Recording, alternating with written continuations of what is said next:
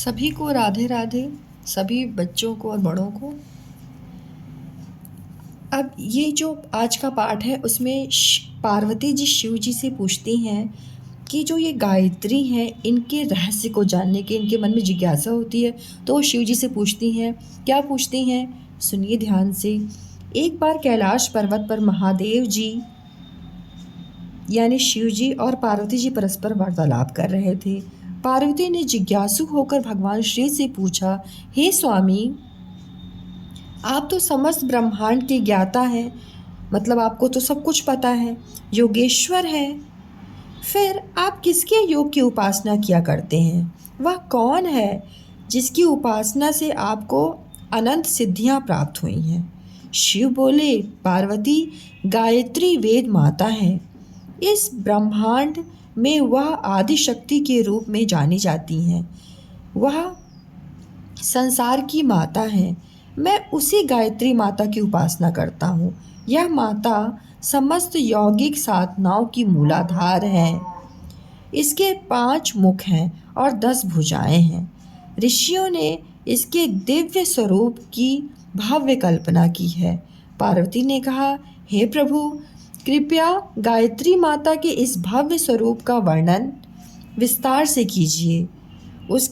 उनके 5 मुखों और 10 भुजाओं का रहस्य क्या है, ये बताइए। शिवजी ने गायत्री के 5 मुखों का रहस्य बताते हुए कहा, हे पार्वती,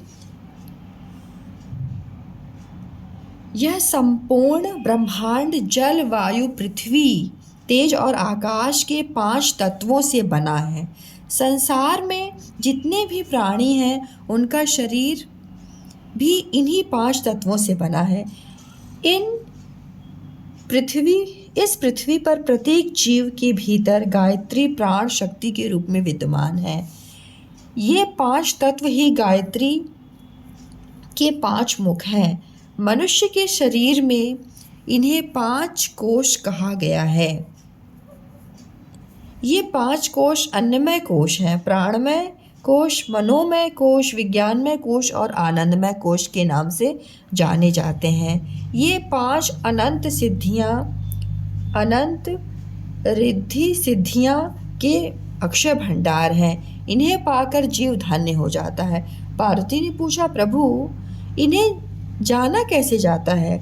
इनकी पहचान क्या है? शिवजी बोले, पार्वती, योग साधना से इन्हें जाना जा सकता है, पहचाना जा सकता है। इन्हें सिद्ध करके जीव भाव सागर के समस्त बंधनों से मुक्त हो सकता है। जीवन मरण के चक्र से छूट जाता है। जीव का शरीर अन्न से, प्राण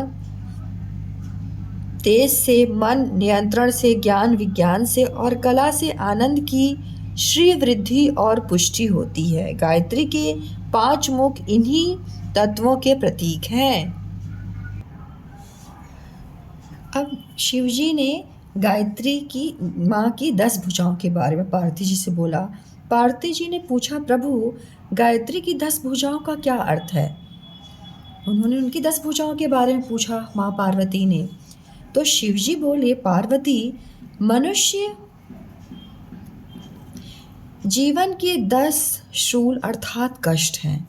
ये 10 कष्ट दोषयुक्त दृष्टि, परालंबन, भय, क्षुद्रता, असावधानी, क्रोध, स्वार्थपरता, अविवेक, आलस्य और तृष्णा।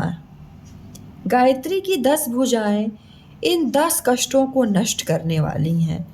इसके अतिरिक्त गायत्री की दाहिनी 5 भुजाएं मनुष्य के जीवन में 5 आत्मिक लाभ, आत्मज्ञान, आत्मदर्शन, आत्म अनुभव, आत्म लाभ और आत्म कल्याण देने वाली हैं। और गायत्री की बाई 5 भुजाएं 5 सांसारिक लाभ, स्वास्थ्य, धन, विद्या, चातुर्य और दूसरों का सहयोग देने वाली हैं।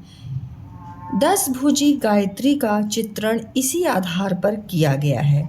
ये सभी जीवन विकास की 10 दिशाएं हैं। माता के ये 10 हाथ साधक को उन 10 दिशाओं में सुख और समृद्धि प्रदान करते हैं। गायत्री के शास्त्रों नेत्र सहस्त्रों कर्ण सहस्त्रों चरण भी कहे गए हैं। उसकी गति सर्वत्र है।